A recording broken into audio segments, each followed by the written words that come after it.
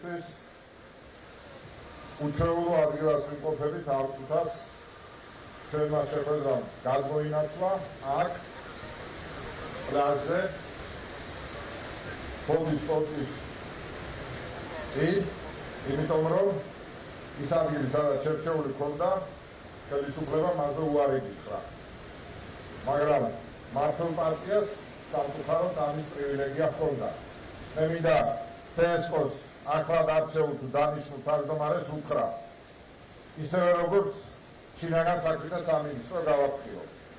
თუ ასე აპირებთ კამპანიის ჩატარებას, თუ ღარიბაშვილს და ქართულ ოცნებას ექნება საშუალება ჰიდროგრაფიის ცენტრი იქნება თუ ნებისმიერი საჯარო დაწესებულების მიმდებარე ეზო გამოიყენოს, ხოლო ჩვენ ოპოზიციას არ გვექნება, მინდა გავაფრთხილოთ წინასწარ, რომ შემდეგი ჩვენი ასეთი შეკრება იქნება პირდაპირ სამანქანო გზაზე და მერე თქვენ მოგიწევთ სამანქანო გზის გადაკეთება.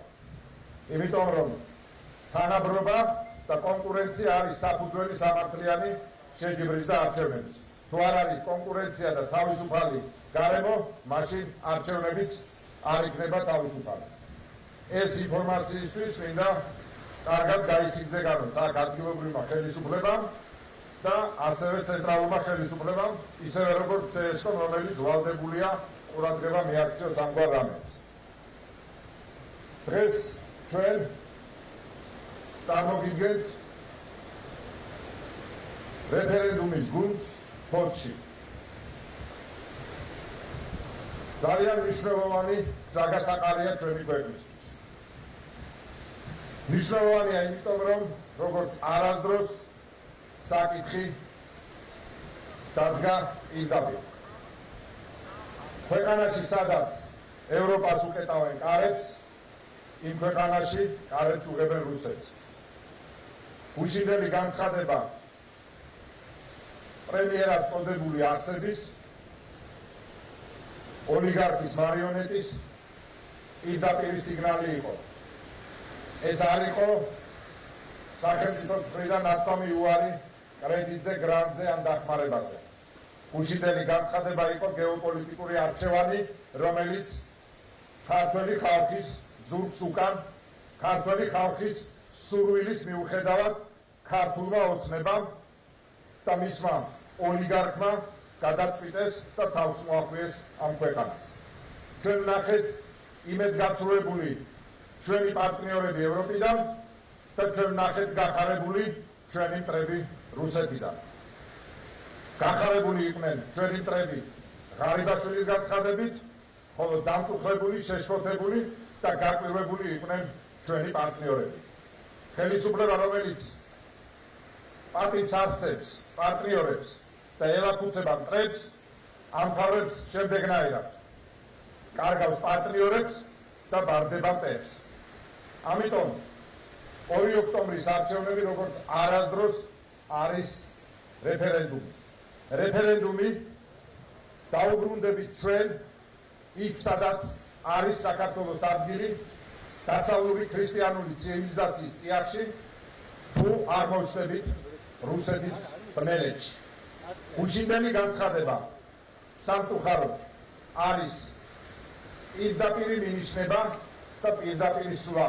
ისევ ვიმეორებ, უშინდელი განცხადება არანაირ კავშირში არ არის ფინანსებთან, არანაირ კავშირში არ არის ფულთან. ეს იყო ქართული ოცნების გეოპოლიტიკური არჩევანი და სწორედ ამ არჩევანს, რომელიც ეწინააღმდეგება ჩვენი წინაპრების, ჩვენი ხალხის საუკუნეებს შორის გადაჭიმულ სურვილს, იყო სრულფასოვანი წევრი ევროპული თანამეგობრობის. იქ, სადაც ადამიანს პატივსცემენ როგორც ადამიანს აქვს თავისუფლება, ადამიანს აქვს ღირსება, სახელმწიფო არ ერევა ზედმეტად ადამიანის საქმეში, აქვს უზრუნველყოფილი სიბერე, არ თმევენ ქთამს. აი ეს არის ის სახელმწიფო და ის სახელმწიფო და თანავარსკვლავები, საიდანაც ჩვენ მივისწრაფეთ. ხოლო ქართული ოცნების არჩევანი იმისთვის, რომ შეინარჩუნოს ძალაუფლება, იმისათვის, რომ მხოლოდ და მხოლოდ ერთპიროვნულად მართოს ქვეყანა არაფორმალურმა ოლიგარქმა ამისთვის მზად არის ყველაფერზე, მათ შორის საუკუნოვანი დიახ ოცნება და არა ის ბჟუტური, რაც ოცნებად შემოგვასახა 9 წლის უკან ივანიშვილმა გააცამკვიროს. ამიტომ მეგობრებო, დღეს კი ბატონო ჩვენ საუბრობთ თვითმმართველობის არჩევნებზე და მე ძალიან ბევრი გეგმა მაქვს ჩვენს კოლეგებთან ერთად ფონდთან დაკავშირებით. მე დარწმუნებული ვარ ჩვენ გავიმარჯვებთ მერის არჩევნებში, მაგრამ ამავე დროს მეგობრებო უნდა გვესმოდეს, რომ თუ ქართული ოცნება დარჩება ხელისუფლებაში, მაშინ ერთი მერცხალი გაზაფხულს ვერ მოიყვანს და მეორეს მხრივ თევზი თავიდან ყროლდება და პრობლემა არ არის აქ მარტო ფოთში, როდესაც ოლიგარქიამ აქ თავისი მინი ოლიგარქი დაგვასვა. პრობლემა არის თბილისში, იმიტომ რომ იქ ზის ოლიგარქი, რომელმაც მიიტაცა სახელმწიფო, მიიტაცა ყველა სოფელი, მიიტაცა ყველა ინსტიტუტი, მიიტაცა ყველა ქალაქი. და სწორედ აი ის თანხები, რომელიც ჩვენმა სახელმწიფომ ვერ მიიღო იმის გამო, რომ ქართულმა ოცნებამ უარი თქვა, სწორედ უნდა მოხმარებოდა იმას, რომ ჩვენ გქონდეს ნორმალური სასამართლო ქვეყანაში. იმისაც რომ თითოეული თქვენთაგან თუ ხელისუფლებისგან დაჩაგრულად იგზნობს თავს და სულ ერთია რომელ ხელისუფლებაზე ვსაუბრობ. ნებისმიერი ხელისუფლება გადაცდება, ნებისმიერი ხელისუფლება ჩადის შეცდომას, ნებისმიერი ხელისუფლებას აქვს მიდრეკილება დაჩაგროს რიგითი მოქალაქე და სწორედ ამიტომ გჭირდება ჩვენ სასამართლო. სწორედ ამიტომ გჭირდება რომ პოლიტიკური სივრცე იყოს თავისუფალი, რომ არ ხდებოდეს ის უმსგავსობა, რაც ჩვენ გუშინ ვიხილეთ შინაგან საქმეთა სამინისტროსგან, რომ ცარიელ ადგილზე აბსოლუტურად გვეუბნებიან რეგისტრაციაზე უარს.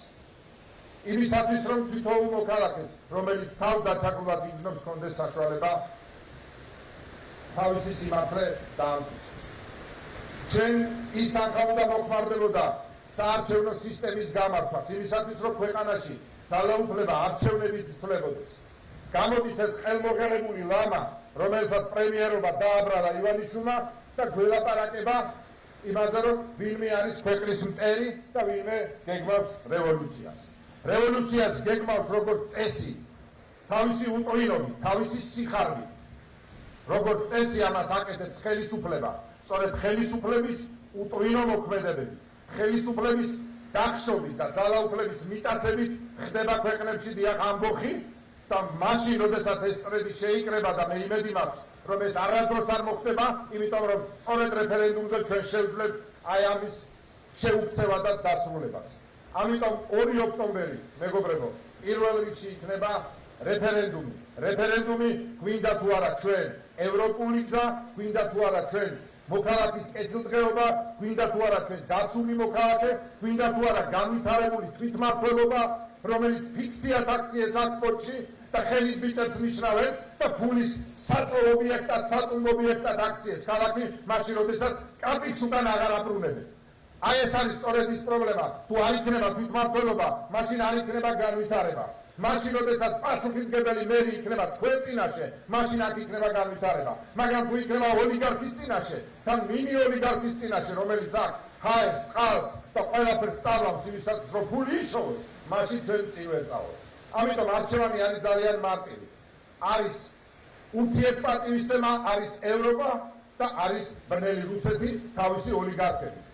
დიახ, ოლიგარქია ამ სივრცეში არის რუსული მოვლენა.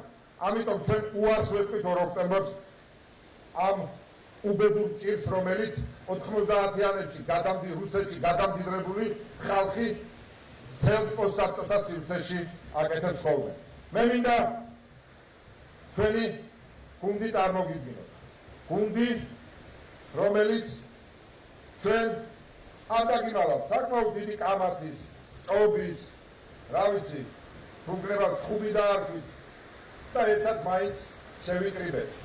მე მინდა ყველა ნაციონალური მოძრაობის იმ უამრავ აქტივის, რომელიც დღეს და ხვალ რეგისტრირდება იმისათვის, რომ დარეგისტრირდეს რეფერენდუმის აქტივისტად, რეფერენდუმის ლიდერებად ადგილებზე, იმისათვის, რომ რეფერენდუმის სიმართლე მივიტანოთ თითოეულ ჩვენ მოქალაქემდე მათ უთხრა.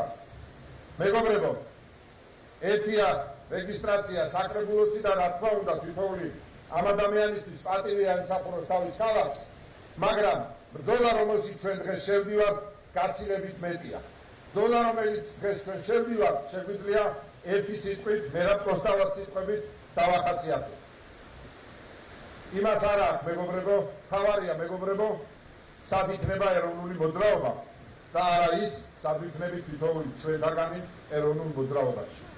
დიახ, დღეს ეროვნული მოძრაობა და ეროვნული საქმე არის ოლიგარქიასთან ბრძოლა და პირველი, რასაც ჩვენ გავაკეთებთ, იქნება ის, რომ გამივიღოთ კანონი, რომელიც მკაცრად რეგლამენტაციას გაუწევს ოლიგარქების გაკარებას საერთოდ პოლიტიკასთან. ოლიგარქების პოლიტიკასთან გაკარება არ შეიძლება, გინდა ამას ერქვას ივანიშვილი, გინდა ერქვას გოძირიძე, გინდა ერქვას ხახუბია. მნიშვნელობა არ აქვს, იმიტომ რომ მათი ამოსავალი წერტილი არის ისინი მხოლოდ და მხოლოდ ერთ რამეს აღიარებენ, მამონას, ფულს.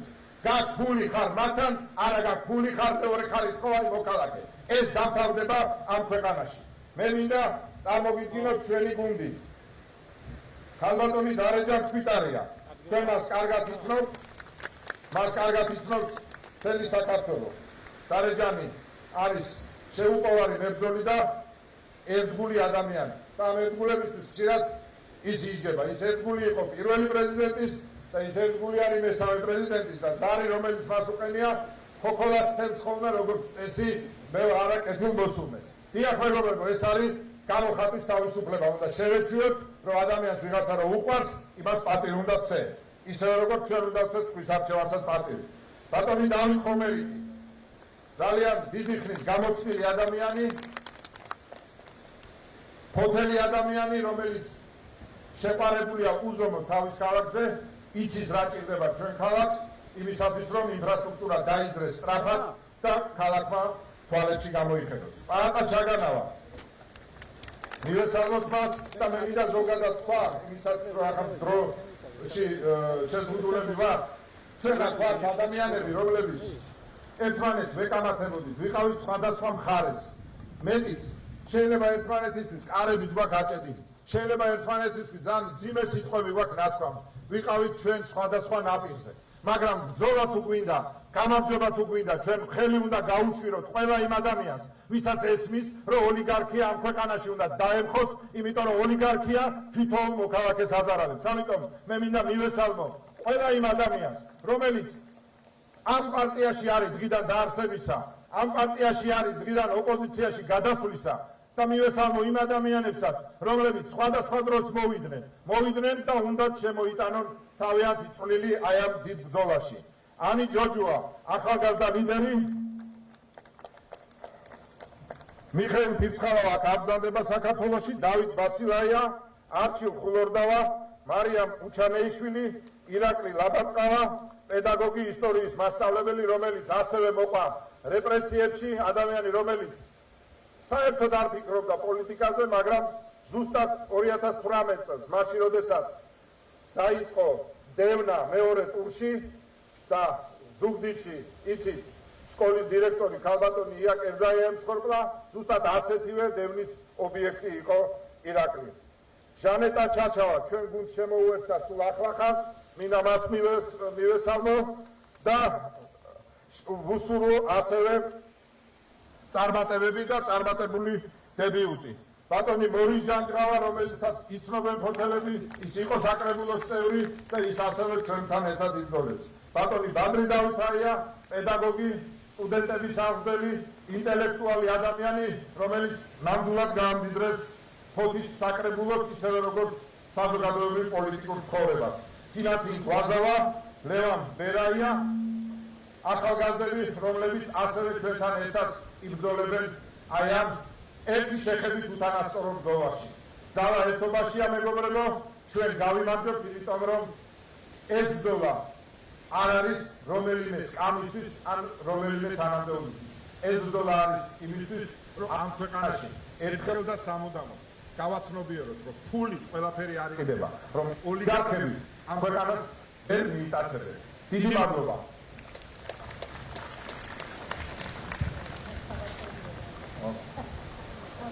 მადლობა, მეგობრებო. ჩავედიეთ, მე მგონი